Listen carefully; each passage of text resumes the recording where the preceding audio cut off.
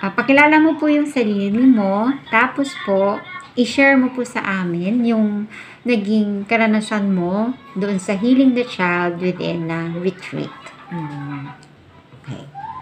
Hello everyone, ako po si Kat, isa akong mom at nag-attend ako ng Heal the Child Within na seminar. So, isang magandang experience siya.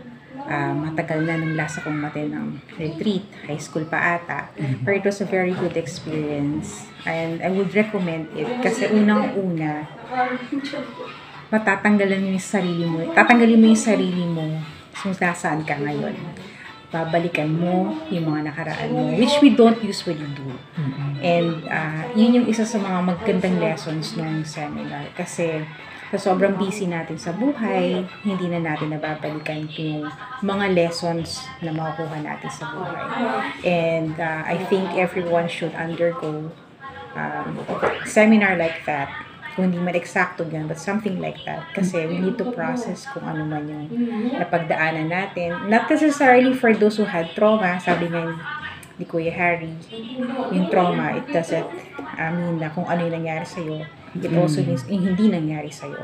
So, yung mga supposedly na good things na dapat naranasan mo, yung kabataan mo, or even in your adult years, ayun, may impact siya in how you deal with other people, on how you see yourself, and how you live your life.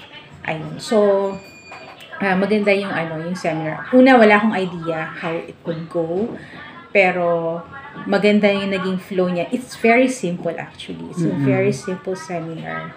Hindi siya yung the usual na retreat na ma-attendan mo, pero the impact is very surreal.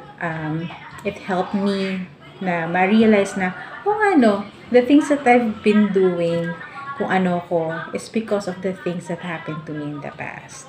Kala natin personality lang natin yun, hanggang dun na lang tayo. But we can be more than that. And yun, importante na bigyan natin ng time yung sarili natin, especially, na mag-stop, mag-recollect, and mag-reflect kung paano tayo naging ganito, at ano yung maging next steps natin moving forward sa future.